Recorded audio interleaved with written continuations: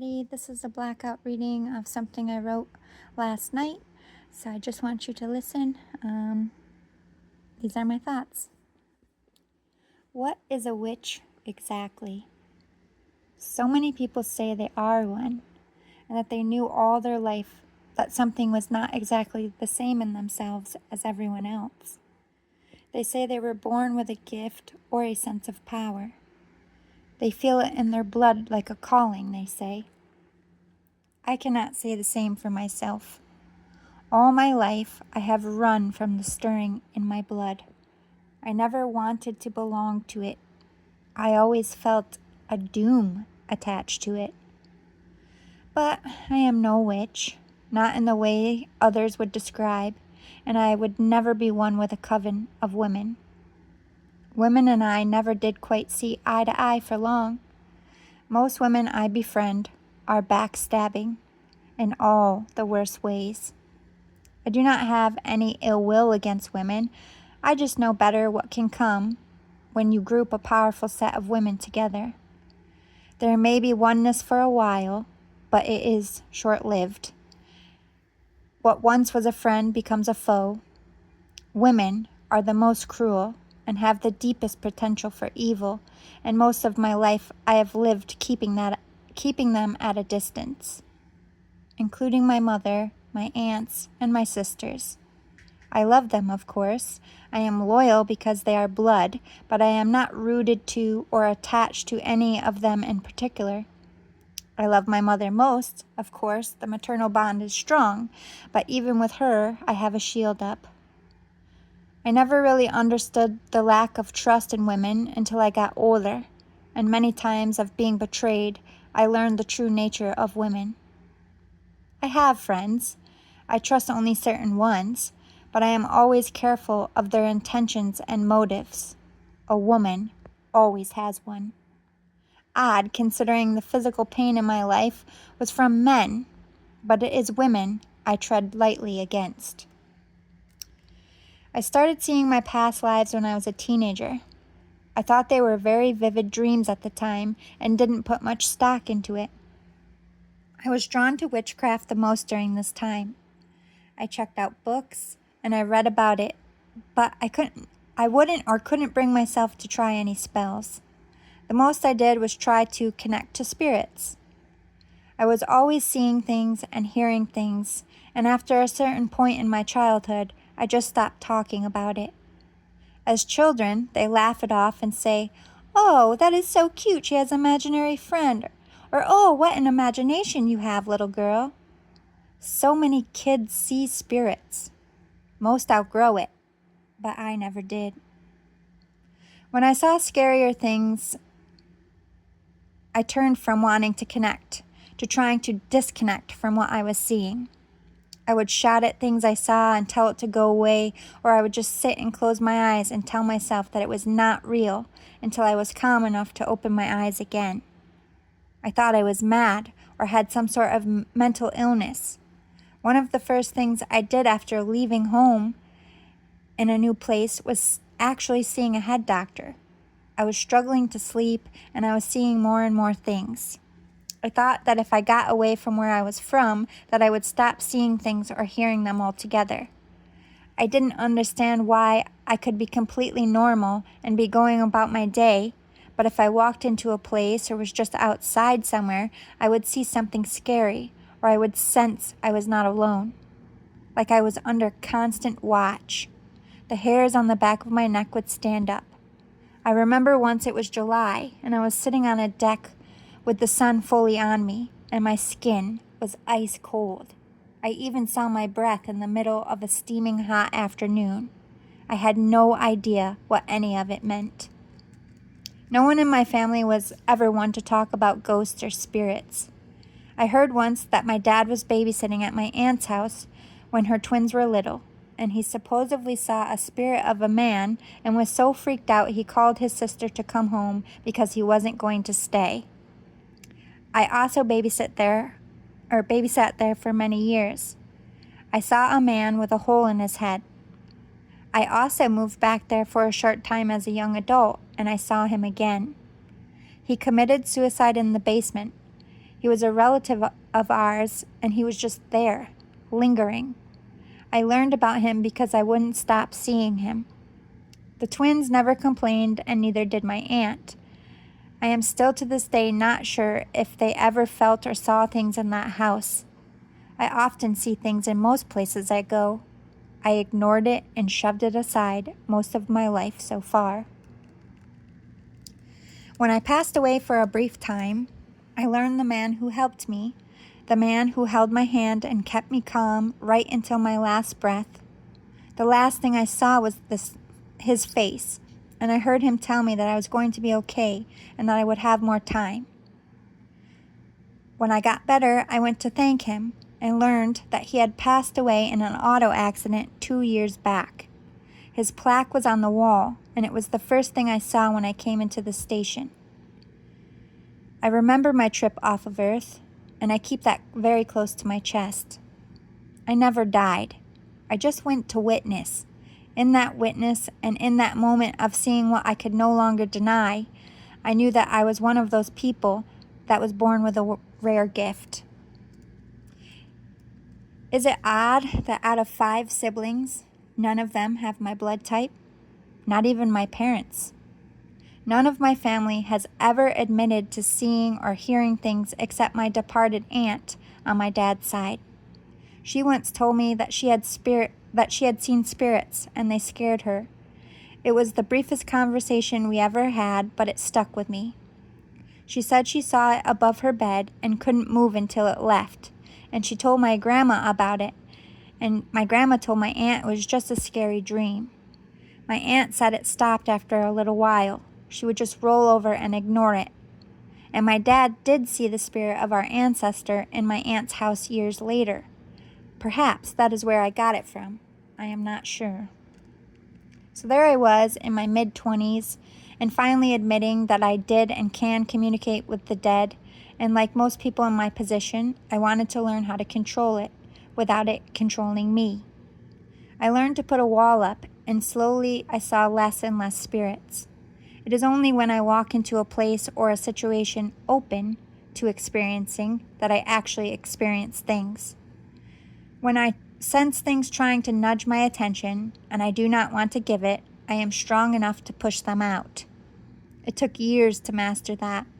I stopped having night terrors, and I stopped being bothered by unkept things that wanted or needed my help. But I never stopped being curious about why I can do this and why my life was the way it was. I started to watch tarot and get into reading tarot and connecting with my guides. I learned very early that I had protection. Even as a child and not sure of my gifts, I always had my uncle around to help me feel safe and protected. My uncle died from cancer when I was young, and we have always been connected until a few years ago. I stopped feeling him around the time my nephew was born, and I knew that he had finally come back. My nephew has a connection that is eerie and makes us look at him funny.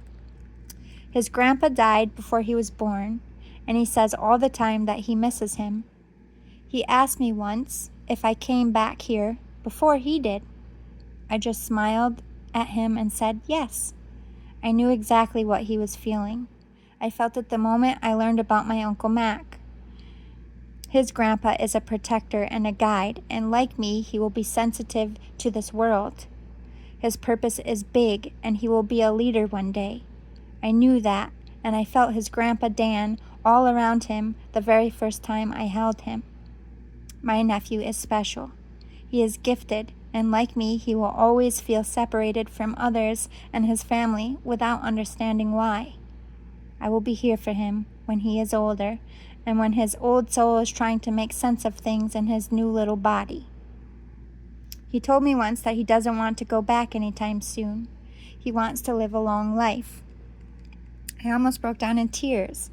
He was only 5 at the time. It was my uncle and Uncle Mac in there. The fear of being sick, of having your time taken so young, exists in his DNA, but he doesn't know that yet. He is reincarnated, like I was. I hugged him tight because so many times as a child and young adult, Uncle Mac had been there as my white knight. I was thankful he had a second chance here, but it is not all of him. My nephew is his own person. He just carries a bit of his bloodline with him. Uncle Mac suffered so young. He was a good boy, like my nephew is. A gift was granted when he returned. I think that is why he is so close with my mom, his grandma. My mom took care of her brother until he passed. She always talked about him and always felt him around too. She still goes and spends Thanksgiving with her parents because that is when he passed away, and she knows it's still hard for them. He watched over the kids he got to meet from her and the ones that came after. He watched over all his sisters and their kids and their kids' kids until he finally got to come back and away. It is hard to describe, but because he was my guide for so long, I recognized him instantly in my nephew. I think my mom does too. My uncle was an excellent football player, and he would have made it pro had he not gotten sick. My nephew loves football, and he is only 6 and already showing such talent and skills like he had been playing for years. He is hungry for it, and he thrives. In a healthy body with a healthy family that was also a little bit of his family when he was here. He comforts and gives love to my mom, and it will be my nephew that is closest with my mom even when she is older. He will care for her like she did for him until she passes away. I have seen this as I watch them bond. I do not just see the spirit sometimes. I get to see the past and the future mix. I have never admitted that before. Most mediums connect to the living and the ones past. I connect with all things: animals, nature, ghosts, and spirits yet to be birthed. I call myself a visionary because in my current years I am not seeing much of the past and a lot more about the future. Warnings and things that will come. I will have a dream about something that happens rather specific, and sometimes I will see a date or a time, and then I watch it actually happen. I get the chills every time, and I have that moment of feeling like I'm going to be sick, but it passes. I do not know what I am really, or why this occurs, or if I am mentally ill, or born with some gift, or a witch like so many people in my ancestral line had been. I can see far back into my bloodline. I saw Salem, I saw New Orleans, and myself as a Native American healer, an Irish immigrant, a war veteran who fell over and over at battle. And that is just here in the States. I saw far back to ancient times and watched rulers of mine in secret meetings or alone in their chambers, as if they were allowing me to see them in a way the world didn't. Their silent struggles and health issues and fears, who they loved and what they were about. Some came many times and some just once. I learned over a decade that in my sleep I do not stay here. They are not vivid dreams or my imagination, although I do have a big and vast imagination that I have carried since childhood, which does help me write and create, but it's not the same. When you go from Earth, time ends. There is not a clock or time in any other dimension in the universe. This is where souls sleepwalk, if you will. They get on repeat and they exist until their soul ends this rotation. It is my least favorite place. The world is far darker than the hell most imagine. It was not always this way. I've seen it before. When people were connected, when communities were so small and barely surviving, thousands of miles from anyone else who was living. I saw animals so big that no humans could have survived while they walked. We were smaller than ants, and any anthill we may have built would have been crushed under their feet like the giants we are today. How do you tell people all you see? How do you make them understand the depths of who you are? You don't. I don't. What do they need to know about the time I have traveled or what I saw? None of it would help their journey because it was only meant for mine. When I feel someone really needs a message and Spirit is around, then I give that message. If I feel like warning people or certain people or the world in general, I do. But no one listens or believes me until after it happens. And then they look at me with fear in their eyes and back away from me. They label me a freak, or that I'm weird, or I made it happen, or I'm doing some kind of magic. Not unlike before, I helped and I saw myself helping, and I was burned for it, drowned for it, stones stacked on me or thrown at me until I died. I was imprisoned because I was too bright a mind, too light of a soul. I was murdered because I was a true visionary and a prophet, time and time and time again. I saw Jesus, not in the same dream, but as a man talking to people and giving his wisdom. I watched his last walk. I watched him die, and I heard him whisper that we knew not what we did. I heard it with my own ears, and tears running down my face. I wept like a lost parent. I wept like I lost a parent, like I lost a family. Jesus was a real man. He was always a real man.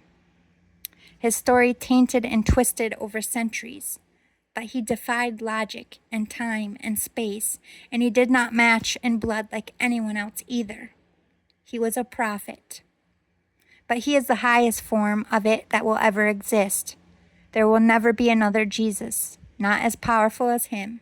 He is the original, if you will. It just came from a bit, just come from a bit of him like my nephew comes with a bit of my uncle. Like I am bits and bobs of rulers from before. I know it in my soul. I knew it as a child, and only when I became an adult did the world try to make me feel like that was impossible. Why is it impossible? Why do great rulers and change makers happen? Where do they come from? Why do they speak to the world that has a way of just making everyone listen? Why do they seem so unlike everybody else?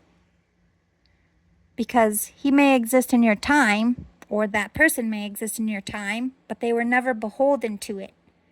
We are all born with eyes wide open, and we have to find our own truth in our own time and way. That is the true journey of a prophet. Powerful people play with magic. People who have little connection to the truth need spells and totems and magic tricks. I know magic exists, and it comes from the heart and soul, and it is nothing like you could ever imagine. Magic is believing, but most people do not believe until they see. When you all die, you will see. You will understand me far better now, and I will not be as different as you believe me on earth. My anxiety is not my own. I have a strong gift, and with the times approaching and all the eclipses and shifts in the world order and power, I feel all of it. A tension in my soul because one day activation comes. You are hit with the truth of who you are, and it consumes you until you can control it. I grow more gifted with all I learned about before and what is to come. I became more sensitive to the world and the dark it is becoming. Everything will always try to snuff out the light on this earth, this realm. It is why I hate it here most.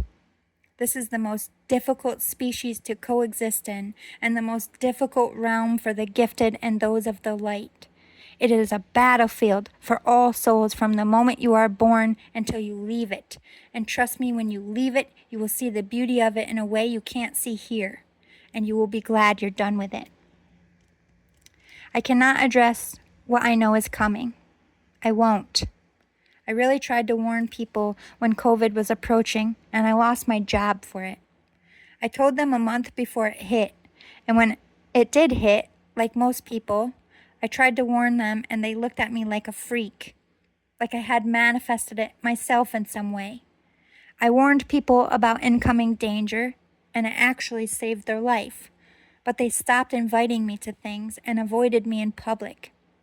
I told people the truth about the time they had left, and only those who ever gave me grace for who and what I was the ones ready and accepting of their death. I was right each time, and they all had enough time to say what they needed to say. I helped professionals on cases. I walked right to a place where they had been killed, and I knew everything that happened without knowing a word about the case or where I was. I helped to find bones once of a cold case that happened before I was even born, and there was only 1 page of notes on the case.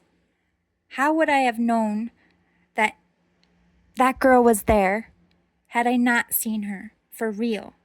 She stood there, pointing down on the ground. "I am here. Dig down 4 feet," she said. I told them to dig down, and they would find her at 4 feet under. I measured myself. She was 4 feet and 3 inches below the dirt. And yet, with all their education and knowledge, they look at me like I am not what I say I am, and they judge me, or they say it was just a lucky break. Doubt. They all doubt or move away. I was born a freak of nature to other people. I never fit in anywhere. I am unlike everyone in every location I go.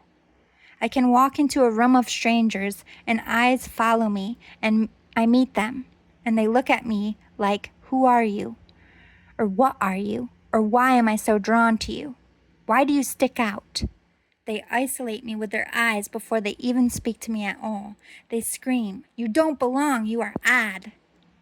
It used to bother me. I used to think I would be alone forever. But there are others out there like me, who never fit, who makes people uncomfortable just by existing. You can sense who I am before you even meet me, yet do everything in your power to deny what you feel in my presence. I used to shrink myself so I didn't have that effect. It took every ounce of control to be the wallflower no one noticed. I really enjoyed being invisible, but I was shielding myself and denying my gifts and my God-given power. We all have gifts, but most still sleep. I can't be asleep anymore, nor will I ever make myself invisible to appease the world around me again. The dead appreciate me or try to go to war with me. It's just how it is. I take whatever situation comes my way, and I call on what I need to overcome it. I do not care to warn unless asked. I have launched my predictions out at some big powerhouses and powerful people, and it played out exactly as I said. They never appreciate it, and they always then turn and try to siphon what energy I have, or use my ideas or gifts, or attempt to use magic to unalive me, or silence me, or take me from who I am. None of it will work. I will always overcome. It is my purpose to stand and witness, to speak and do what I came here to do, and one day I will accomplish slaying the demons I was sent here to slay, and none of them can stop that. I just no longer care about approval or about being a part of something or about labels or organized religions or structures. I watch people I die over and over in this life and all others. I appreciate love and its truth and loyalty in another when you are blessed enough to be given that gift. Friendship is precious and I miss it, but I no longer need it. True love does exist, and I have seen it in myself both before and in this life. If I ever experience it in this time I have left, I have walked life many times with love. I would appreciate it, but I don't need it. Loneliness no longer consumes me. I have people on this earth that understand why I am the way I am, and they see my gift and do not run from it. But they too are kept from me at this time, or choose to keep me at bay. It was never uncommon for me to fight alone or stand alone, another of my superpowers. I can be by myself in this world and own myself all on my own, of course with my guides. However, it would be nice to have my soul tribe back again. If it is in the cards, this rotation, then I will be happy. If not, then until next time. I am not here to make sense to anyone. I am just here to say my truth. And this is all I feel like giving at this time. Good night, until tomorrow.